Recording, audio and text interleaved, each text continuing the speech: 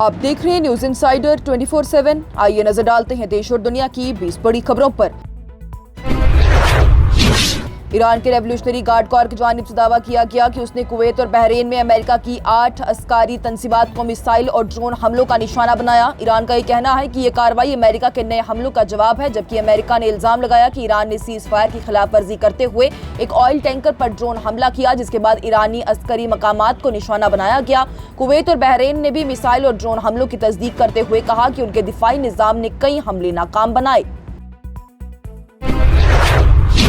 Iran के वजीर खारजा Syed Abbas Araghchi की जानिब से कहा गया कि गल्फ ममालिक को मिलकर इलाकाई अमनो अमान का नया निज़ाम तैयार करना चाहिए, जिसमें बाहरी ममालिक की मदाखलत ना हो। उन्होंने अमेरिका से MOU की तमाम शराइत पर अमल करवाने और इसराइल पर लेबनान पर हमलों को रोकने और कब्जा शुदा इलाकों से निकलने के लिए दबाव डालने का भी मुतालबा किया। ईरान के वज़ीर खारजा सैयद अब्बास अरागची की जानिब से तनबीह दी गई है कि स्ट्रेट ऑफ हॉर्मुज़ के इंतजाम को चैलेंज करने या नया निज़ाम लाने की कोई भी कोशिश इलाके में तनाव को मजीद बढ़ा देगी और समुद्री रास्ते को दोबारा खोलने के अमल में देर पैदा करेगी। इसराइल, लेबनान और अमेरिका के दरमियान अमन मुआहदे के 2 दिन बाद भी जनूबी लेबनान में लड़ाई जारी है और इसराइली हमलों की खबरें सामने आ रही हैं। ईरान के वज़ीर खारजा सैयद अब्बास अरागची ने इसराइल के जारी हमलों पर अफसोस का इजहार करते हुए कहा कि इससे इलाके में अमन की कोशिशें मुतासिर हो रही हैं। पाकिस्तान के ज़ेरे इंतजाम कश्मीर में एहतजाज 1 महीने के करीब पहुंच गया। जॉइंट अवामी एक्शन कमेटी ने मुजफ्फराबाद मार्च की तैयारी की अपील की, जबकि रिपोर्ट्स के मुताबिक पाकिस्तानी रेंजर्स के कई अफराद को गिरफ्तार किया गया। इधर इंटरनेट पाबंदियों और सिक्योरिटी क्रैकडाउन के दरमियान रावलकोट समेत मुख्तलिफ इलाकों में एहतजाज जारी है। महाराष्ट्र में TET पेपर लीक मामले को लेकर यूथ कांग्रेस ने तालीम वजीर दादा भूसे के घर के बाहर एहतजाज किया और उनके इस्तीफे का मुतालबा किया। पुलिस ने कई एहतजाजियों को हिरासत में ले लिया है, जबकि हुकूमत ने मामले की तहकीकात के लिए स्पेशल इन्वेस्टिगेशन टीम यानी SIT तश्कील दी। पंजाब के वज़ीर आला भगवंत मान ने आज कहा कि आम आदमी पार्टी के तमाम सिख MLAs और सिख वुज़रा 29 जून को अकाल तख्त के सामने हाजिर होकर एंटी सैक्रिलेज कानून पर हुकूमत का मौक़िफ़ पेश करेंगे। मान की जानिब से कहा गया है कि वो खुद भी मुतनाज़ा वीडियो से मुतल्लिक अपना लिखित जवाब और वीडियो अकाल तख्त को भेजेंगे और उनका अकाल तख्त से टकराने का कोई इरादा नहीं।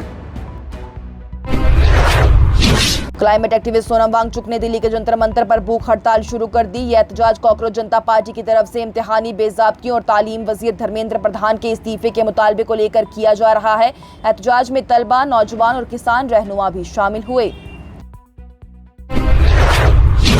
चीफ इलेक्शन कमिश्नर ज्ञानीश कुमार 2 रोज़ा दौरे पर जम्मू कश्मीर पहुंच गए। उन्होंने कहा कि बडगाम में बूथ लेवल ऑफिसर से मुलाकात करके इंतखाबी इंतजामात का जायजा लिया जाएगा। इलेक्शन कमीशन की टीम के इस दौरे के दौरान ही ज्ञानीश कुमार कल श्रीनगर में प्रेस कॉन्फ्रेंस करेंगे।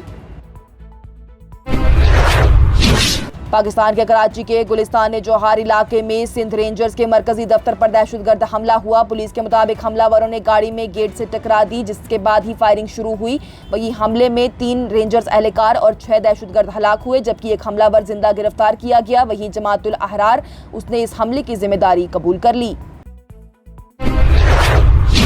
जम्मू कश्मीर क्राइम ब्रांच की इकोनॉमिक ऑफेंस विंग यानी EOW ने जम्मू कश्मीर ग्रामीण बैंक में से 67 लाख रुपए से ज्यादा के मुमकिना घोटाले के सिलसिले में FIR दर्ज की। तहकीकात में फेक लोन अकाउंट्स, गैर कानूनी लेन देन, फंड्स के गलत इस्तेमाल का इंकशाफ हुआ है। पुलिस ने मामले की मजीद तहकीकात शुरू कर दी।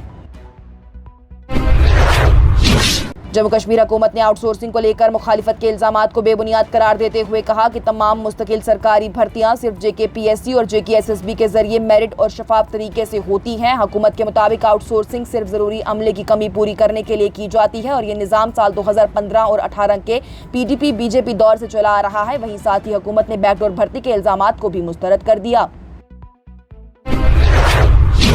पीपल्स डेमोक्रेटिक पार्टी की रहनुमा इल्तिजा मुफ्ती की जानिब से जम्मू कश्मीर की आउटसोर्सिंग पॉलिसी पर नेशनल कॉन्फ्रेंस हुकूमत को निशाना बनाते हुए मुतालबा किया गया कि प्राइवेट कंपनीज का इंतखाब की बुनियाद और आउटसोर्सिंग के तमाम मुआदों की तफसीलात अवाम के सामने रखी जाए। इससे पहले ही हुकूमत ने कहा है कि मुस्तकिल तकर्रुर सिर्फ JKPSC और JKSSB के जरिए होती है और आउटसोर्सिंग सिर्फ जरूरी अमले की कमी पूरी करने के लिए ही की जाती है। उत्तर प्रदेश के गाजियाबाद के टोनिका सिटी इलाके में सरकारी जमीन पर बनी 3 मंजिला मजार को भारी पुलिस बंदोबस्त के दरमियान बुलडोजर से गिरा दिया गया। इंतजामिया के मुताबिक ये तामीर गैरकानूनी थी और कई मरतबा नोटिस देने के बावजूद भी कानूनी कार्रवाई की गई। वहीं ऑपरेशन के दौरान पुलिस और पीएससी के जवान तैनात रहे। लद्दाख इंतजामिया ने पैंगोंग झील और महफूज जंगली हयात के इलाकों में गैरकानूनी ऑफरोडिंग करने पर 4 सयाहों से कुल 2 लाख रुपए का जुर्माना वसूल किया। हर गाड़ी मालिक पर 50,000 रुपए का जुर्माना लगाया गया, जबकि गाड़ियां भी कुछ वक्त के लिए कब्जे में रखी गई। हुकाम का यह कहना है कि माहौल को नुकसान पहुंचाने वालों के खिलाफ आइंदा भी सख्त कार्रवाई जारी रहेगी। मगरबी बंगाल की तृणमूल कांग्रेस में अंदरूनी इख्तिलाफात और गहरे हो गए। ममता बनर्जी कैंप ने बागी रहनुमा रीटा बराटा बनर्जी और उनके साथियों के खिलाफ पुलिस में शिकायत दर्ज कराते हुए इल्जाम लगाया कि वो गैरकानूनी तौर पर टीएमसी का नाम, इलेक्शन सिंबल और पार्टी के ओहदे इस्तेमाल कर रही हैं। ममता बनर्जी कैंप ने बागी ग्रुप की फंडिंग की भी तहकीकात का मुतालबा किया है और दूसरी तरफ से रीटा बराटा बनर्जी ने तमाम इल्जामात को मुस्तरद करते हुए कहा कि इस मामले का फैसला कानून और इलेक्शन कमीशन करेगा। लेफ्टिनेंट गवर्नर मनोज सिन्हा ने बालटाल बेस कैंप का दौरा करके श्री अमरनाथ यात्रा की तैयारियों का जायजा लिया। उन्होंने सिक्योरिटी, सेहत, सफाई, रास्ता और दूसरे बुनियादी सहूलियातों का रिव्यू करते हुए तमाम इदारों को हिदायत दी है कि ज़ायरीन के लिए बेहतरीन और महफूज इंतजामात यकीनी बनाए जाएं। श्री अमरनाथ यात्रा 3 जुलाई से शुरू होगी। बानिहाल के सब डिस्ट्रिक्ट अस्पताल में मरीजों को प्राइवेट मेडिकल दुकानों और डायग्नोस्टिक सेंटर की तरफ मुतवज्जा करने की शिकायत के बाद एसडीएम बानिहाल ने तहकीकाती कमेटी तश्कील दी। Committee CCTV footages, hospital record और गवाहों के बयानात की बुनियाद पर 7 दिन के अंदर रिपोर्ट पेश करेगी। वहीं इंक्वायरी मुकम्मल होने तक अस्पताल में गैर मजाज अफराद की सरगर्मी पर सख्त निगरानी रखने की हिदायत दी गई। जम्मू कश्मीर क्रिकेट एसोसिएशन ने अपने सदर जावेद अहमद किताब को इंटरिम सस्पेंशन पर रख दिया है। जेकेसीए ने अवाम और तमाम इदारों को मशवरा दिया कि सस्पेंशन के बाद जावेद अहमद किताब की तरफ से एसोसिएशन के नाम पर लिया गया कोई भी फैसला या माली मुआमला जेकेसीए का तस्लीम शुदा अमल नहीं होगा और इसकी जिम्मेदारी एसोसिएशन पर नहीं होगी। कर्नाटक बीजेपी ने लेजिस्लेटिव काउंसिल इंतखाब में क्रॉस वोटिंग के मामले को संजीदगी से लेते हुए सख्त कार्रवाई का इशारा दिया। अपोजिशन रहनुमा आर अशोका ने कहा है कि जिम्मेदार एमएलएज को बख्शा नहीं जाएगा और उन्हें अगला इंतखाब लड़ने की इजाजत नहीं दी जाएगी। बीजेपी एमएलसी सीटी रवि की जानिब से इंटरिम रिपोर्ट क़यादत को देते हुए कहा गया, जिसमें कि चंद एमएलएज पर क्रॉस वोटिंग का शुबा जाहिर भी है। वहीं पार्टी का कहना है कि रिपोर्ट का जायजा लेने के बाद हाईकमान सबूतों की बुनियाद पर मुनासिब फैसला करेगी। और वज़ीर-ए-आज़म नरेंद्र मोदी के सेशेल्स दौरे के दौरान ही दोनों मुल्कों के दरमियान दिफा, समुद्री हिफाजत, यूपीआई, डिजिटल पेमेंट, सेहत, स्पेस और ब्लू इकोनॉमी समेत 19 अहम मुआदों पर दस्तखत हुए। दोनों मुल्कों ने तिजारत, टेक्नोलॉजी और हिंद महासागर में अमन और तरक्की के लिए ताउन मजीद मजबूत करने पर भी इत्तेफाक किया।